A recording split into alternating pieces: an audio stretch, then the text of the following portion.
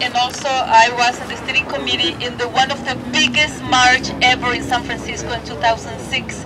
And one of the things why we succeeded, it was because we could defeat the philosophy of divide and conquer. That's why we did it. 500,000 people went to the street despite that the union's bureaucrats said no to go to the march. But right now, I think it's very important. General strike now, some people get like scared when they hear the word general strike, and they say, no, we're not ready, no, we cannot do it. And as somebody said a couple minutes ago, probably we are not going to do it tomorrow, but how come we are not ready for a general strike, but we are ready to lose our jobs, to lose our homes, not to have jobs, to lose our kids in all these wars, invasions, and to lose our kids also because they cannot go to this university because there is not enough money. Why are we ready for that and we are not ready for a general strike? That's the question. And we need to question the bureaucrats of the union that right now are telling us, no, we are not ready. It's a shame that we are not ready for that. It's a shame that every day we read the news, we hear the news. I'm also a radio broadcaster in North California and also in Venezuela, in La Radio del Sur. And it's a shame where these people over there is asking us, why are they doing in the United States? What the people is doing? It's doing nothing because the unions are not helping. But in 2006, we showed them that we can do it without them because we are the ones that are suffering every day. Every day the paycheck goes to pay our bills. We don't have enough food on our table. There's so many thousand kids in the United States that every day cannot have dinner.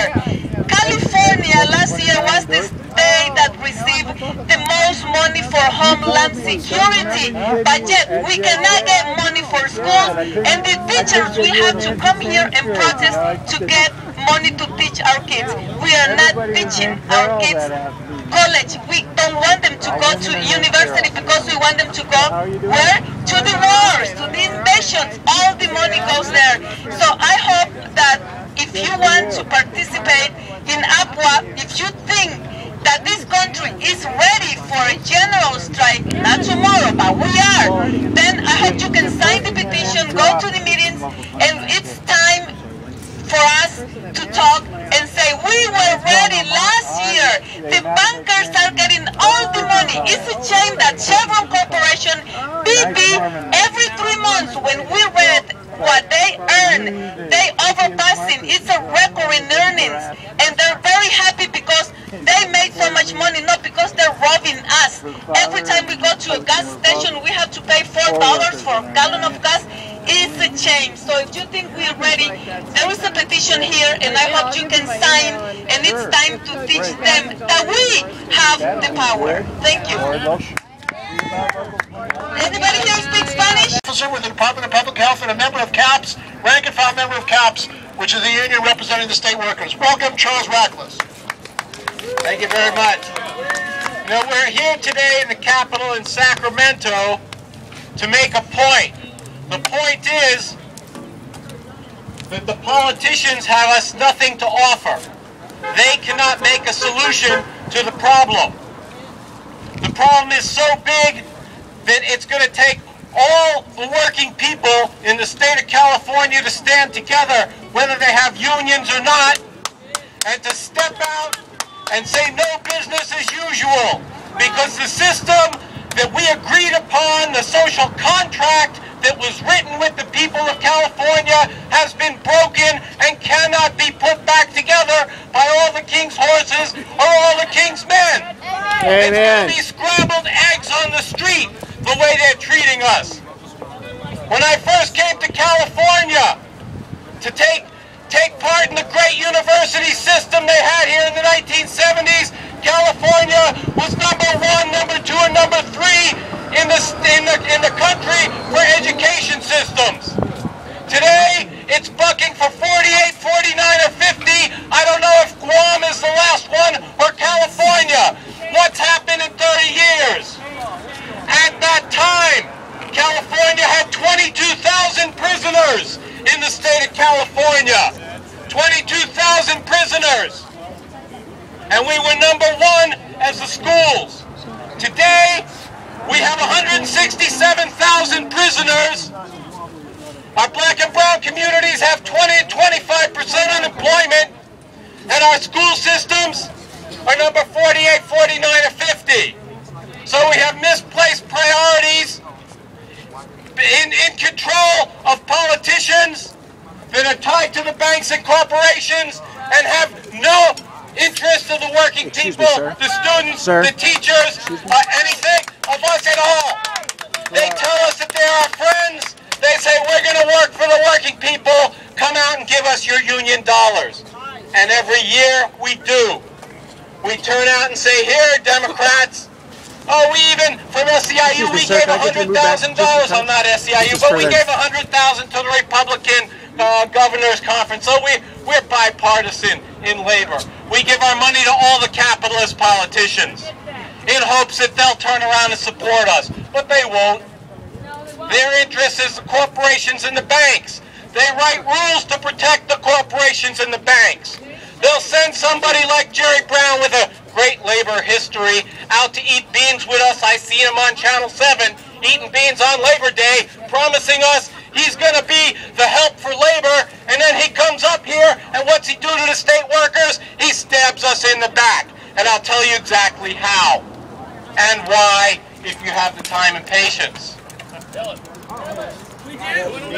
Schwarzenegger imposed a furlough on state workers. 3 days off a month without pay for 2 years. It didn't balance the budget. Budget got worse. Many of the state workers, the CAP scientists in particular, get their funding from fees or other sources besides the general fund. So how come if the money comes from somewhere else, you cut out paying the people that it's supposed to pay? Are you allowed to borrow from Peter to pay Paul? It doesn't say so in the book, but that's what they did.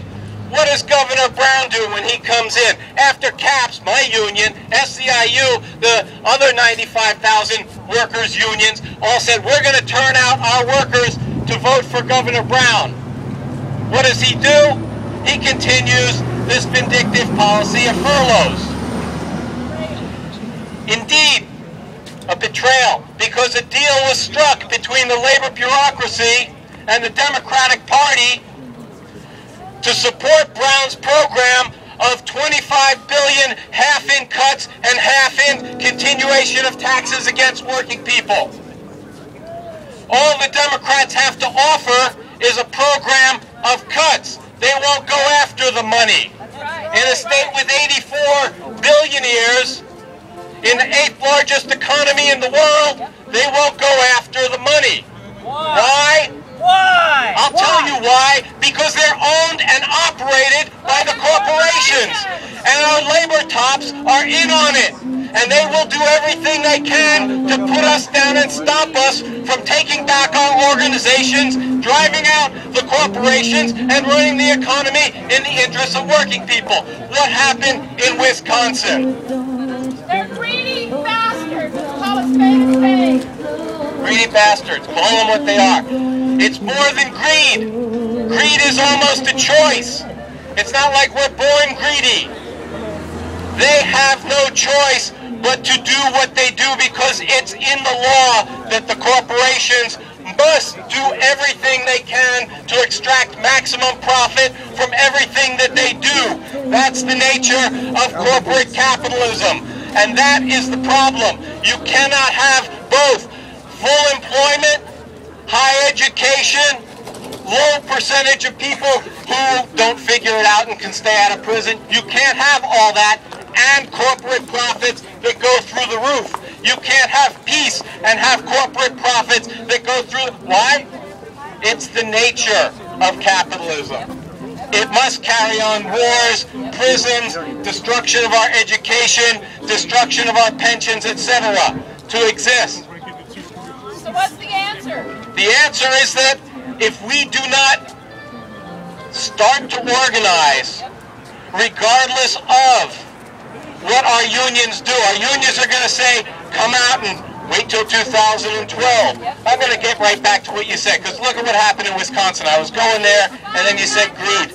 What happened in Wisconsin? In Wisconsin, there was a discussion happening. Are we going on a general strike or not? It was coming up, the firemen were talking about it. The South Madison Labor Council was talking about it. In the streets, the workers were talking about it. What happened? The union top said, we have to preserve our relationship with the Democratic Party. Here's a clipboard. Go out and get signatures to recall those bad Republicans so we can get in more Democrats, so we can perpetuate our class collaboration and perpetuate corporate capitalism. That's what happened in Wisconsin. What happened to the general strike movement? It was embryonic at most. It was a whisper, but it needed to be heard. It was put back to sleep. That's exactly what the CTA is trying to do here today. They're going to turn out here. Did they call a strike to bring out teachers? Did SEIU 1000, which has 30,000 workers within 3 miles of here, say we're going to turn out 30,000 state workers here today? No, they did not. Because they're all in collaboration. They're all in collaboration to put down Jerry Brown's $25 billion all cuts policy of balancing the budget on the back of the working people. The only way to turn it around then, which was your question, is to take our organizations back. We have to have rank and file caucuses in our unions. If our unions don't meet, like my union never meets, hasn't had a union meeting in 10 years according to the bylaws, if your union doesn't show up and organize at your job site, except for when it's time to get you to turn out for the Democrats, then we have to have our own meetings, call them rank and file union meetings, call them inter-union organizing committee meetings, call them United Public Workers for Action meetings, but meet with your co-workers. Start to take back your unions, drive out these bureaucrats, and fight for independent working class political action. That means taking strike action. That means running our own candidates. That means breaking with the Republican and Democratic corporate capitalist parties and creating a party that develops a working class program to create a workers' government to share the benefits of the economy with all people instead of pouring it into the hands of the corporate bankers. That's what it's going to take. So where are we? We want a general strike. Can we call a general strike right now, right here? No, we know that. We know that. We don't have the forces for that. We haven't taken back our unions yet. Our unions are going to do everything they can to stop a general strike movement. That's because apathy runs this If somebody country. doesn't interrupt me, I'm going to keep going. Keep going. Apathy. Talk about apathy. Talk about Apathy. NIMBYism. Apathy, demoralization. This is what we have. You force us down year after year to come out and vote for the Democrats. You give us concessionary contracts where we write back part of our workday to the boss, where we put more money back into our pensions, where we pay more and more for our medical benefits, and you wonder why the workers are demoralized and apathetic.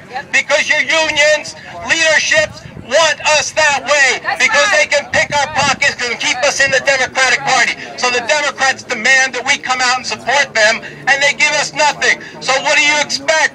I'd rather have a six-pack. Not one here. I'm never getting that. I'm talking about the kind with the flip top. Yeah. The Democratic Party is all the labor tops have to offer. And what do the Democrats give us? Ongoing wars in Iraq and Afghanistan. They've turned our country into a prison camp with millions of prisoners. Hand in hand, Clinton and Bush. Bush and Obama. The whole team. The whole team. It's one corporate elite crop of capitalists, and they're after us, and they're going to keep us down until we organize and turn it around. They're killing us. They're making us sick. I'm going to give you the microphone. They're killing us. Okay.